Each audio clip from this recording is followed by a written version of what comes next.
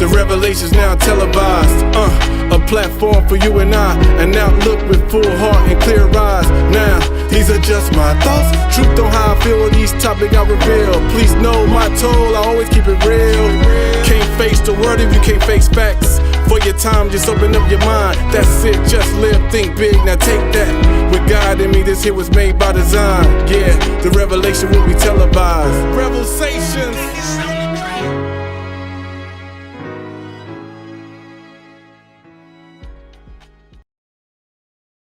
What's up, everybody, and welcome to a special edition, and I mean special editions of the REVELSations podcast. It's your boy Rev. Please subscribe, rate, and review wherever you get your podcasts. And hit me up on all the social media platforms. Man, it's so hard. I can't even really give the proper intro. This is a good but tough day. Today is December 5th, 2023, and I'm happy. I'm gonna share some with you all. I just finished my coursework for my doctorate. I'm not done. I still have to do my dissertation, but the coursework is finished. I'm done with that. So that's a good thing. That's a step. That's a mile marker. Some of you know my journey. Some of you don't. Sorry, I'm having a little issues with the camera, but there we go. Some of you have know my journey. Some of you don't. For those who don't know my journey, I'm going to share a little bit with you right now. So I am my mother's fourth child. I'm the fourth of five. I was born way back in 1981.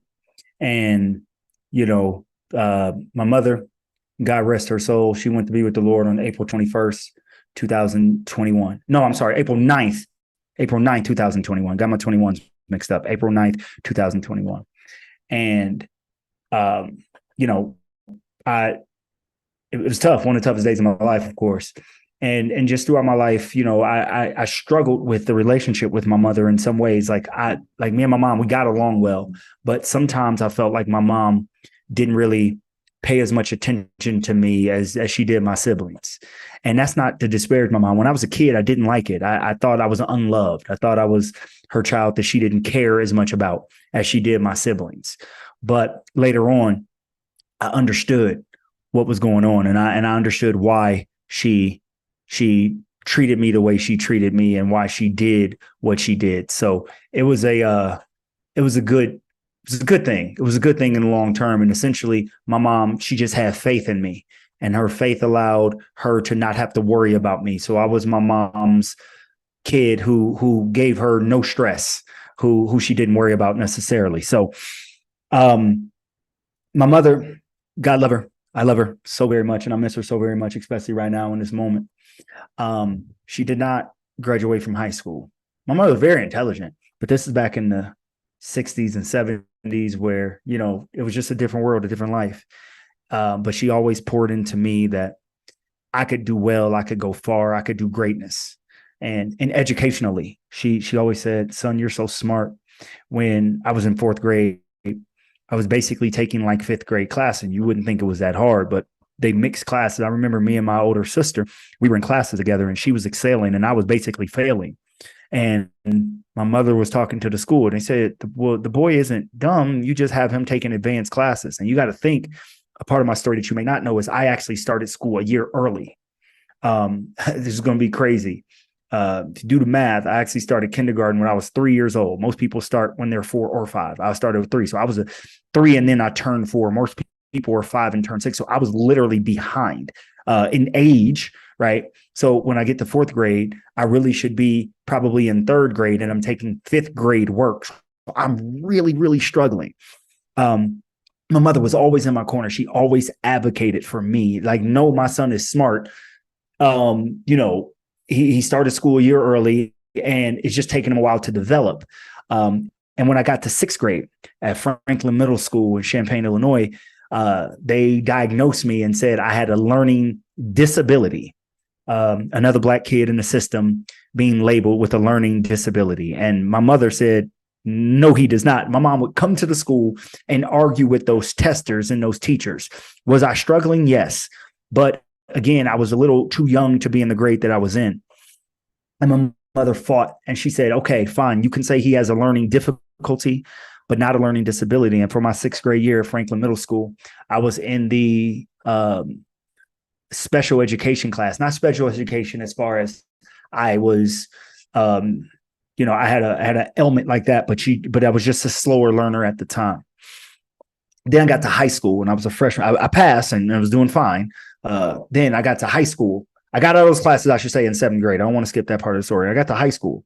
And when I got to high school, my freshman year in high school, since I was so young, I started my freshman year. I was 13 years old. I started my freshman year in high school. And funny story, I started my freshman year at high school at 13. And one of my classmates, he started at 16. So we had 3 years apart. He was held back a couple of times and I was pushed forward. So one of my high school teachers, I'll never forget, Dr. Arnold was her name. Or was it Mrs. Arnold? I just know her last name was Arnold, but I think she was Dr. Arnold, but I could be messing that up with one of the professors I just had in my doctoral program. Well, anyway, they're both the last name Arnold. Anyway, so she asked me, did I want to take 9th grade again? Because she was like, you're just so much younger than your classmates. I went and talked to my mom about it. My mom was like, nope, you're still smart enough. You can do it. Went through high school, graduated. Went to a junior college, Parkland College in Champaign, graduated. Went over to Illinois State, graduated with a bachelor's degree, master's. And then today, December 5th, 2023, I just finished my coursework. You cannot call me Dr. Revels just yet, but you can say I'm ABD, all but dissertation. Have some of my dissertation written already. We'll be writing that, and hopefully I will be finishing that in the 2024 year. So when I started the program back in August of 2023, I knew I was going to be doing this. And I started applying for the program in like July on a whim. It was COVID, didn't have anything to do. It's like, I'm gonna see if I can do this. I don't quite yet know if I can do this because in my brain, I was still the learning disability kid. Even though I had a master's degree, I was still the kid who was behind educationally, even though I had achieved some great things. First person in my family to go to college, et cetera. So I applied for it and I told no one except my boy, my dog, my best friend on this planet, AJ, my cousin, my best friend. I told him I'm going to be doing it. And he's a G. So he was like, hey, I support you. Whatever you want to do, you can do. So I went through the whole first semester and I finished and got straight A's and I wrote a letter to my family. And I'm actually going to read the letter to you that I wrote to my family. So you guys bear with me as I read this letter to my family that I wrote, letting them know that I began my doctoral program. So before I start the letter, you'll see the shirt I'm wearing. It says EAF. If you're on YouTube, that's my program at Illinois State University. Even though I'm in Columbia at the time, our program started virtually. We were able to go through the entire thing virtually, not online, but virtually. I would meet with my professors every week, online for 6 hours some days, 3 hours the other days, but I'll explain that. So here's the letter to my family. Here it is. Hey, y'all. So I talk to my folks. Instead of traditional Christmas gift, I'm trying something a little different. I pray each of you enjoys this letter and its contents. It's long, but please read it in its entirety. Dear Mom, Dad, Uncle Philip, Lorenzo, Chef Rob, Taliba, Rodney, Cam, Dub, Katie, and AJ, my Elite 11. None of you know except AJ. But over the summer, I applied and was accepted to a doctoral program at Illinois State University. That's right, your boy is getting his PhD.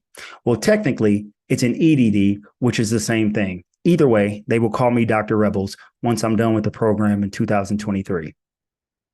I'm working on my doctorate in educational administration, and I will take classes virtually on Tuesday nights. Simply put, when I'm done with the program, I will be able to be a superintendent of an entire school district. I know I did not tell you about this, but it was for good reason. I was not completely confident I would have the time or the skills to do it. But from each of you, and unbeknownst to any of you, save one, I just completed my first semester and passed it with flying colors.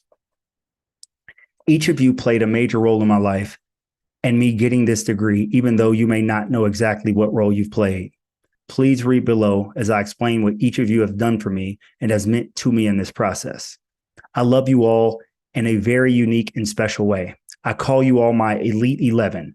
I couldn't be happier that each of you are in my life. Merry Christmas to you all from the bottom of my heart and the depths of my soul. The tree. I'm like a tree planted in good ground next to a river. I have strong roots and have been cultivated by each of you in many ways. Please see how each of you has helped me grow by being good farmers for me. The fruits of the labor you all have worked in me are enjoyed by my students and others I mentor. I thank you all for the dedication and work you have done in my life. The tillers and cultivators, my mom and dad. First and foremost, I thank God for you.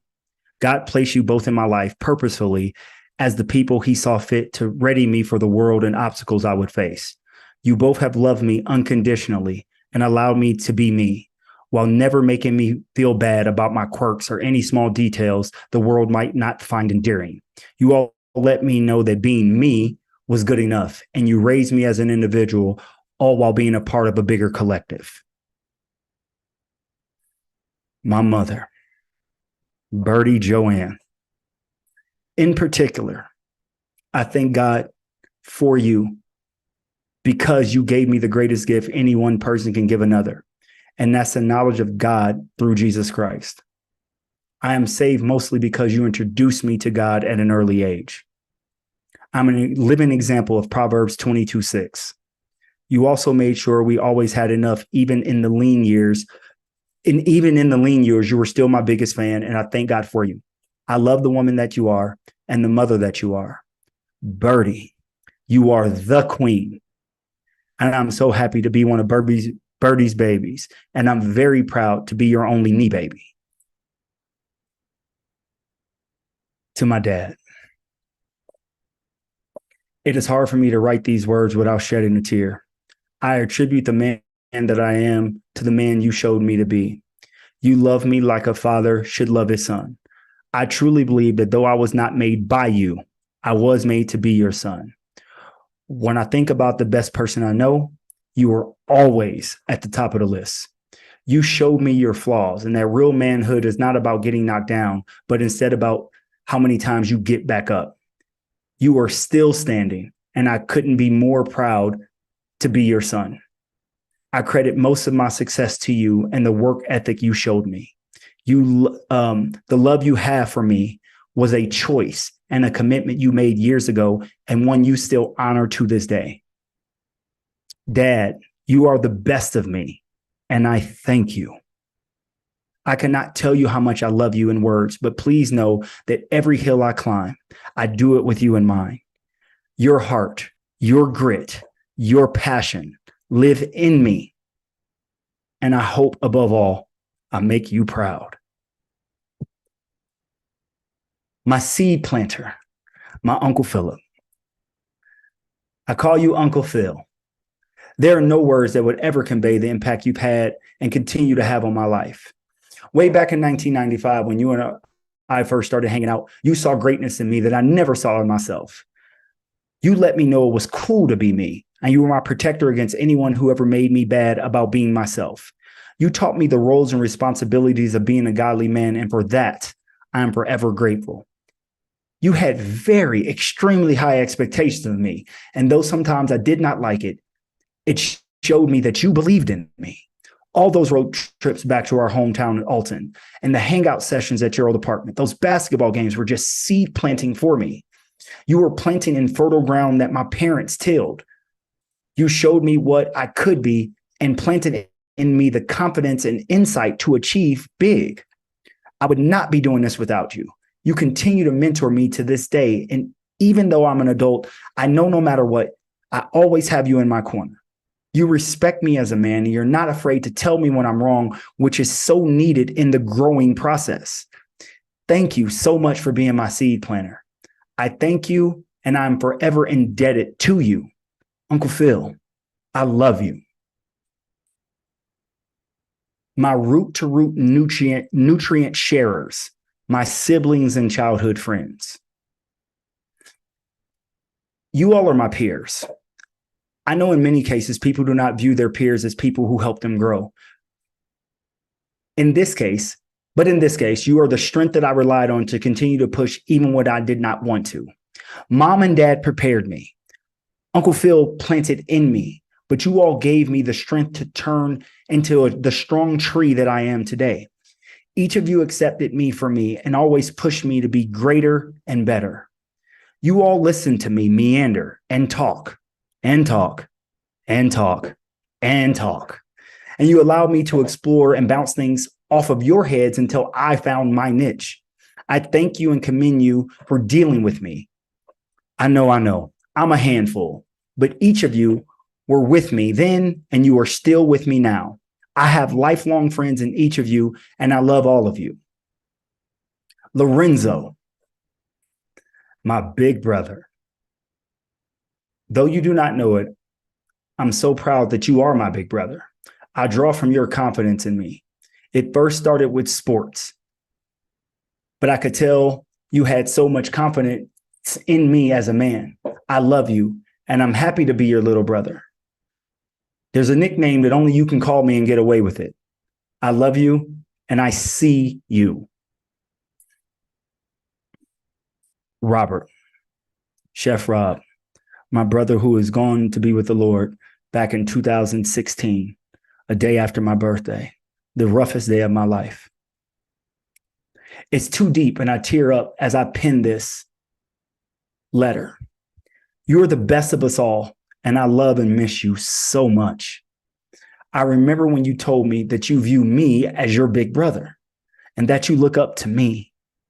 You never knew it, but that was like putting an S on the chest of Superman. That made me so proud, and I felt like I was on top of the world. My brother Rob looking up to me, the coolest and dopest person I've ever met in my entire life, looks up to me. You never got a chance to see the man that I am now, and I know you would be proud of me. I know you're looking down on me from heaven and paving the way for me. Keep that seat up there warm in heaven, because when I get there, you and I have a lot of catching up to do. I love you. My sister, you are my biggest cheerleader, and I draw from that. Taliba, though I hate that you post me on your social media pages, I know that you do it because you're so proud of me. Your wisdom and strength are something I draw on daily.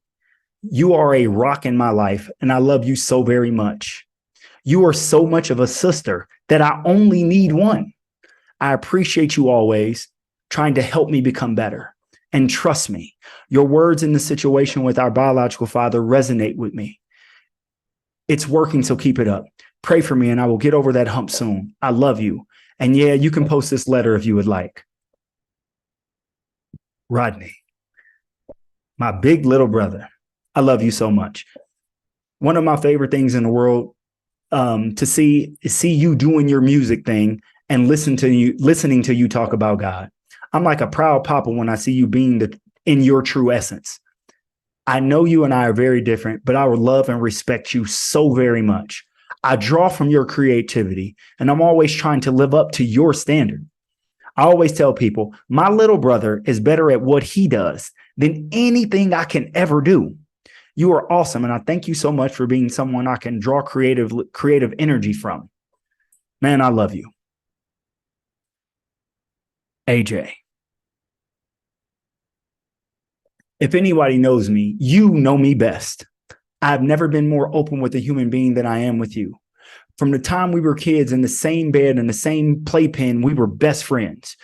You understand me on a level that no one else is capable of. Your expectations of me are so high, and I love you for it. You listen to me, and the first person I turn to in my darkest hours. You already knew about this, and you were the first to know. Our talks do wonders for me and energize me to keep pushing.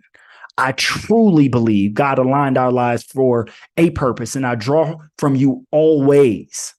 I can't ask for a closer mate, a closer friend. And like we always say, if I can't be real with you, I can't be real with anybody. Man, I love you. To my boys, my dogs, I love you guys like you are my biological brother. This is Cam. Some of you know him as Mac, and my boy Dub. You all took a scrawny kid who not many people like, and you stood by him through it all. You both kept me young. No, I'm sorry. You both keep me young, and I can get away from all the stresses of the world when I talk to you. I've made a magazine with one of you, and now making a podcast with the other one of you. With knowing both of you for over 30 years, I am grateful to call you my brothers. I draw from you and the times we get to hang out. Though they are few and far between, I love you both, and I ain't afraid to say it. My waterers and my pruners. Yep, AJ, you made the list again. Yes, you're in this category, good sir. You help me become better at everything I touch. Your honesty and perspective is exactly what I need. You tell me the truth without sugarcoating it, but in a way I can understand it and grow from it. You make me better. And I'm very happy to call you my very best friend. Katie, my homie. You're the person I talk to most. You and I just hit the 10-year mark of our friendship, but it sure feels like it's a lifetime. During the time I've known you, I'm sure I've shared more words with you than I have any other human. Now that I think about it, it's not just during this time, but I bet since me and you have met, I've probably talked to you more than I've talked to any other person combined. The talks that we have are mostly about growth. You growing me or I'm growing you. I thank you for all that you have done. You have housed me when I was homeless. You fed me when I was hungry. And you loved me when I didn't feel worthy of love. I remember when I was getting my master's and you would help me with my homework, and me being the know-it-all that I am, I would fight you tooth and nail on every edit you made. You remained patient with me and continue to prune me so that I would be healthier and better. You have helped prune me for this program, and without your help, I would not be here. You see greatness in me, and you keep me motivated, yet grounded. You are a true friend, and I love you very much.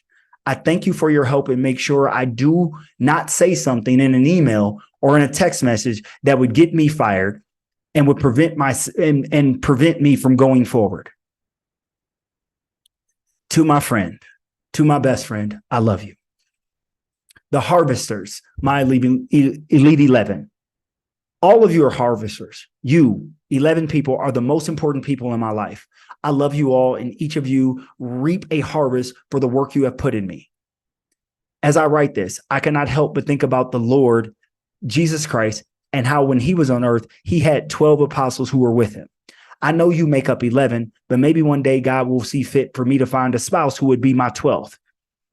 But I would like to think that 11 is a good number of folks that I can love and can love me back unconditionally. Each of you has a part of this, and I promise you that I will continue to do my best for you all to be proud of me. Doctoral school was tough, but with you as my elite 11 by my side, I knew I could finish it all. The words thank you are not enough, but it is the only phrase I know that expresses how grateful I am for the things each of you have done to prepare me for the challenge that I just completed. You all are my elite 11, and I love you. So that is a letter I wrote to my loved ones way back on December 18th, 2020. Fast forward 3 years. It is December 5th, 2023. And I want to share that with you all. I don't have anything else. That's it. Hit me up at REVELSationPodcast@gmail.com. Hit me up on all the social media platforms at The Revelations Podcast. That's on Facebook, Instagram, and TikTok. I have nothing else to say. I leave you all with peace and love, like my boy Max says. And I am because we are. I'll let you guys next time. Peace.